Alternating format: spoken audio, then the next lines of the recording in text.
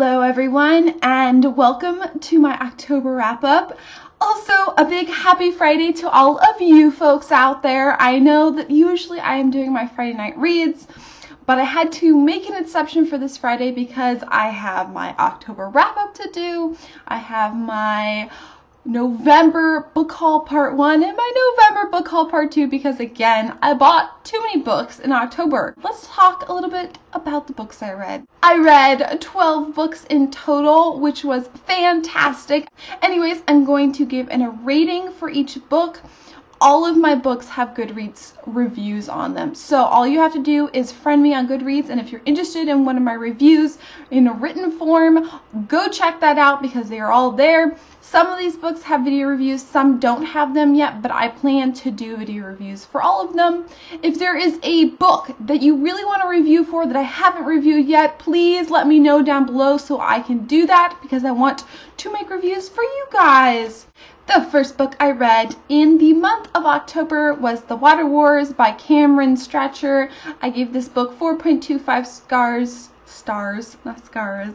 I've decided that I'm going to be able to do 0.25, 0.5, and 0.75 now because I'm that type of gal. I like my decimal points, and I can because it's my video. So this book was pretty darn good. The beginning was a little slow, but I love the concept about water being scarce, the government and big companies controlling it.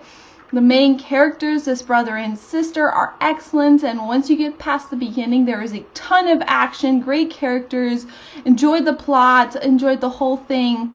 Next, I read an adult book, which is Omens by Kelley Armstrong. This book was fantastic. I love Kelley Armstrong. She does both YA and adult books, but this book was a new series, and it was about a woman who, I think she must be like near my age, and she has a great life. She's well off. She's about to get married or engaged or something like that, and it turns out that her parents are serial killers, and basically bad things start happening then, and she goes out to try to figure out what the heck is going on. And in the meantime, there's a little bit of supernatural to this.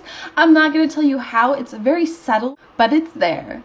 Anyways, this book was fantastic. It was not inappropriate for someone who's younger, and it was fantastic. The story, the writing, the characters, it's a little more slow moving than maybe your like Hunger Games action-packed books, but definitely worth a read. Please go check out this book if you have not read it. Next is Born at Midnight by C.C. Hunter. This is only half this book because this is a composition of the first and second book. I rated this book 4 stars. It was a fun teen read. Definitely the author thought that their key audience was a teenager, and they kind of wrote their character as how they viewed a teenager might act, which I don't think is realistic, but it was good fun. I really enjoyed it. If you just want a light, fun read that isn't stressful and it has supernatural elements, I recommend you check out this book. Next, I read Angel Fall by Susan E. I rated this book 5 stars. If you have not heard about it, I don't know where you've been because this book is all over BookTube and it is so good. I was kind of worried when I started reading it because it sounded kind of depressing at the beginning, but the action takes over. The main character is so willing to go beyond the distance to help save her sister from angels. And she's with another angel whose wings have been taken off. Yeah, I mean, awesome, awesome plot. So it's just this world that's kind of crumbling, and there's definitely some weird twists in it. I felt like the ending was probably, like the near ending is probably the weakest point. It was kind of weird, but still fantastic. If you haven't read it, which I'm sure you all have, go read it. Next is Written in Red by Anne Bishop. This book, so far, is my favorite book for the year. I knew it was going to be great, and it was amazing. Oh, I just did not want to stop reading this book. It's about a girl, and actually she's kind of a young woman, but she doesn't have a lot of life experience, and I'm not going to explain why, so she acts more like a girl, and she can see things, like visions, when she is cut, like she cuts herself or someone else cuts her. and she is trying to escape from this group who has been controlling her for her life, like most of her life. And she hides in this supernatural town. And the supernatural creatures in this town are not your average romanticized creatures. No, they are violent and definitely creatures. This book is an adult book, but I would say it is appropriate for teens, understanding the fact that there is violence in this book. I definitely, if you do not like a ton of violence, it has violence. But the violence in this book did not bother me. Read this book. If you read any other adult book, read this book. Next, I read The School for Good and Evil by Susan Shanani. I can't say that. Anyways, I rated this book 4.5 stars. It is a fairy tale gone wrong. Basically, there's this school that trains good princesses and evil witches, and they abduct children and put them in the school and train them, but these two girls get mixed up. The supposedly evil girl gets sent to the good princess school, and the good princess girl, well, she's not really that good, but she definitely wants to be a princess, gets sent to the evil school, and she's unhappy.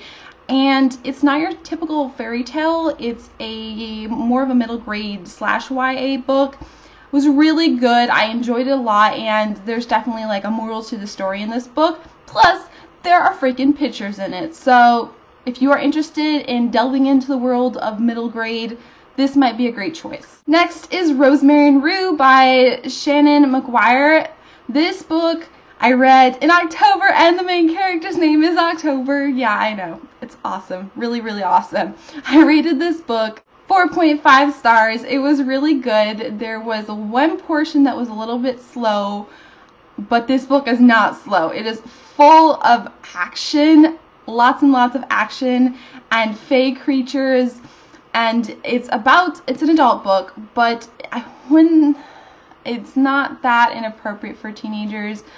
I mean, it has some, but not that much. And it was really good. I love the main character, the story. I'm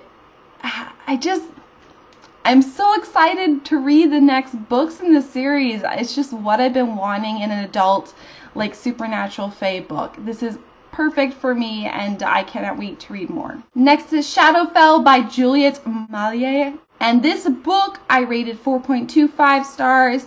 It is about a girl, this is YA, and this book was a little bit slower. It had that Tolkien, like, long journey feel. This girl's stuck running away from the king of the area, or the lord, or whatever he is, and she can see fey creatures, the little fairies, not like cute fairies, but like mischievous fairies, and she's on the run. And there's someone who might be helping her, but she has this long journey, and she's trying to find a place of safety for people who are like her, which is called Shadowfell. Overall, this book was a little bit slow, but I feel like that is a part of the book that I wouldn't take away. And if you're looking for kind of fantasy Tolkien-esque in YA, this is a good book to pick up. Next, I read The Madman's Daughter by Megan Shepherd. This book is definitely a Halloween read. It was fantastic to read for Halloween. I rated it 4 stars. This is the author's first book, I believe, and therefore the writing had some weak points. There was a lot of scary scenes with a lot of tension, but you didn't always feel that tension, and that's why I rated it lower.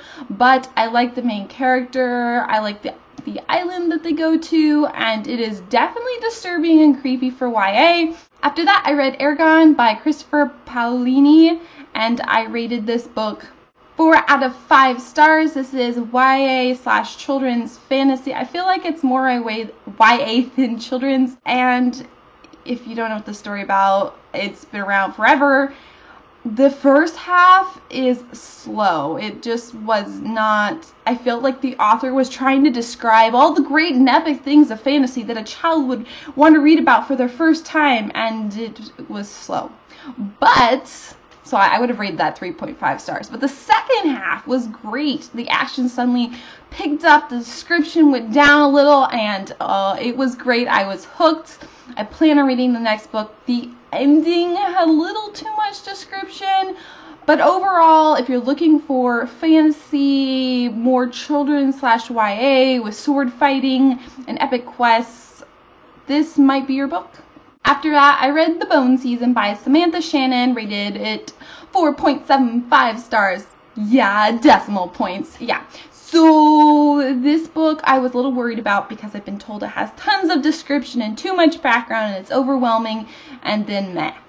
But I really loved it. I felt like the description it a few times could be a little overwhelming, but if you have a sharp mind, then you can kind of guess what different words mean. And in the very back, there is like a word reference. This book is about a girl who can basically psychically step outside of her body and like go within a certain range and see other psychic people. But she lives in society where it's against the law to be psychic, and you will be basically killed if you're found to be that. So she's working with an underground group that is basically a crime group. And then she gets captured, and she doesn't actually end up dead. She ends up with this group of creatures called the Rephaim or something like that. And they actually might be worse than the government. Well, you can find out when you read this book. It was really good. Again, the description only a few times is overwhelming, and besides that, fantastic writing. Characters, loved the whole world of it. Definitely unique in some ways and very enjoyable. And last but not least, I read Crown of Midnight by Sarah J. Maas and rated it 5 stars. It was really good. I'm not going to say that much because it's the second book, but this book was definitely darker than the first book, more emotional tension, more action. It just took itself more seriously.